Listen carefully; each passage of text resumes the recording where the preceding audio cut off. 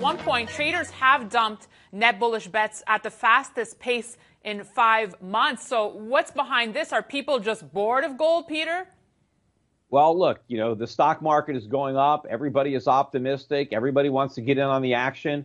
So I think a lot of people who were buying gold as a hedge, they think there's no reason to hedge. I mean, we've never seen so much optimism about the market. The market has never been this expensive, while at the same time, so few people are worried that it might go down. So to the extent that people buy gold as insurance, investors think they no longer need insurance because this time it's different and that everything's going to keep going up. Plus, then you also have the sideshow with the cryptocurrencies. Bitcoin, look at the explosive move. Bitcoin is up over tenfold this year. A lot of other cryptocurrencies are up even more than that.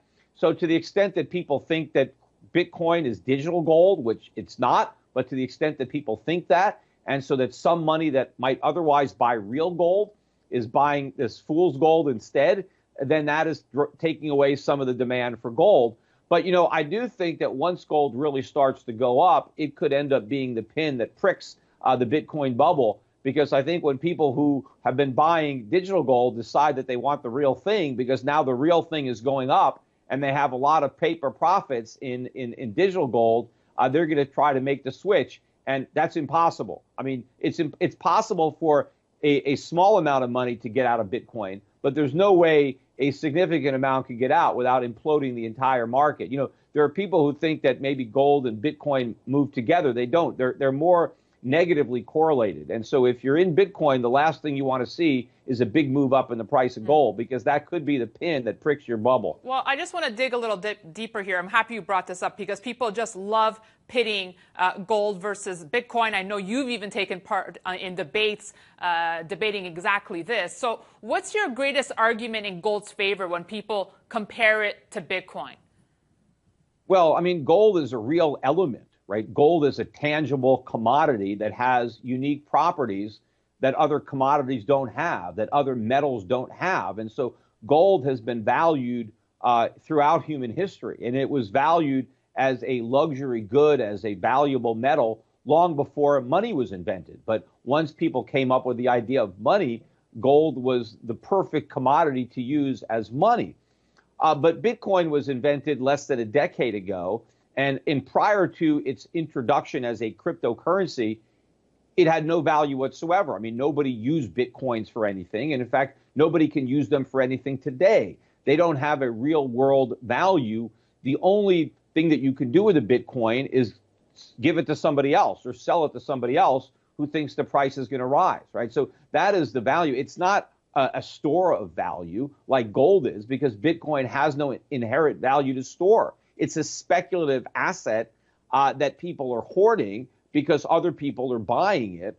But the idea that it's scarce the way gold is scarce is nonsense. Yes, there is a finite number of Bitcoins, but there is an infinite number of digital currencies that can be created that are as good as Bitcoin, or in many cases better. Many of the cryptocurrencies that have come out since Bitcoin are faster and cheaper to use than Bitcoin itself. And Bitcoin is already forked twice. You have Bitcoin Cash and you have Bitcoin Gold. So there you have tripled the supply of Bitcoin branded digital currencies.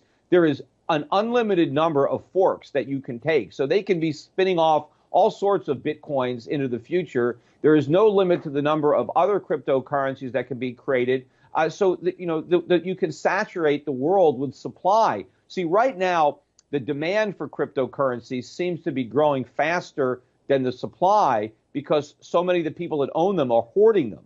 But at some point, the people who are hoarding them are going to want to cash out. The supply is going to continue to grow and eventually overwhelm the demand, and then the price is going to implode. And, there's an old saying about how markets, they take the stairs up and the elevator down.